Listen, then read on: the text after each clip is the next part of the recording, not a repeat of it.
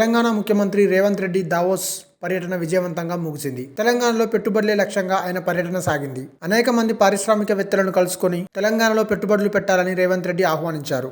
World economic forum president Brende Borge, Ethiopia ఉప ప్రధాని మెకోనెన్ తో పాటు పలువురు పారిశ్రామికవేత్తలతో రేవంత్ రెడ్డి సమావేశమై పెట్టుబడులపై చర్చించారు. ముఖ్యమంత్రి రేవంత్ రెడ్డిని పలువురు పారిశ్రామికవేత్తలు కలిసి పెట్టుబడులు పెట్టేందుకు సిద్ధంగా ఉన్నామని స్పష్టం చేశారు. Novartis, Medtronics, AstraZeneca, Google, Uber, master card, UPL వంటి ఇంటర్నేషనల్ కంపెనీల ప్రతినిధులతో ముఖ్యమంత్రి రేవంత్ సమావేశమయ్యారు. తెలంగాణ రాష్ట్ర ముఖ్యమంత్రి హోదాలో రేవంత్ రెడ్డి అదరగొట్టేశారని చెప్పాలి. గత 10 ఏళ్ల కాలంలో కేటీఆర్ ప్రతి ఏడాది దావోస్కు వెళ్లడం, డీల్స్ చేసుకోవడం, బ్రాండ్ హైదరాబాద్ను ప్రమోట్ చేసి పేరు ప్రఖ్యాతాల్ని సొంతం చేసుకున్నారు.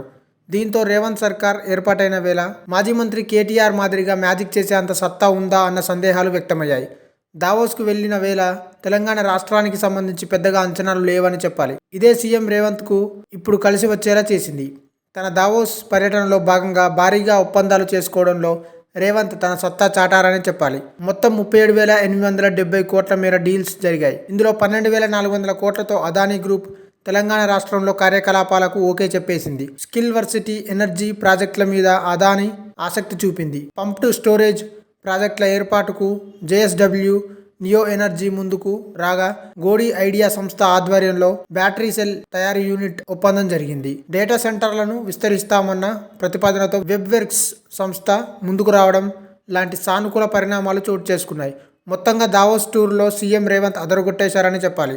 రేవంత్ ఇంత సాధించినా కేటీఆర్ను పోల్చి చూపిస్తూ బీఆర్ఎస్ నేతలు విమర్శలు చేశారు. ముఖ్యంగా ఎన్నికల ముందు వరకు కాంగ్రెస్లోనే ఉన్న దాసోజు శ్రవణ్ రేవంత్ రెడ్డి ఇంగ్లీష్ భాషను టార్గెట్ చేసి విమర్శలు గుప్పించారు.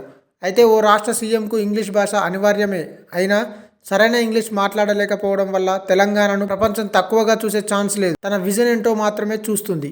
తెలంగాణ రాష్ట్రాన్ని సమర్థవంతంగా ముందుకు నడిపించడానికి రేవంత్ రెడ్డికి కావాల్సిన పరిపాలనా దక్షత ఉంది. అది దావోస్లో చాటుకున్నారు. ముఖ్యమంత్రి కావాల్సింది ఇంగ్లీష్ భాష పరిజ్ఞానం మాత్రమే కాదని రేవంత్ రెడ్డి అభిమానులు, కాంగ్రెస్ పార్టీ నేతలు, బీఆర్ఎస్ పార్టీ నేతల విమర్శలను తిప్పికొడుతున్నారు.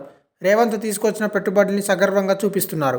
ఈ వీడియో మీకు నచ్చినట్టయితే లైక్ చేయండి, షేర్ చేయండి, కమెంట్ చేయండి, సబ్స్క్రైబ్ చేయండి.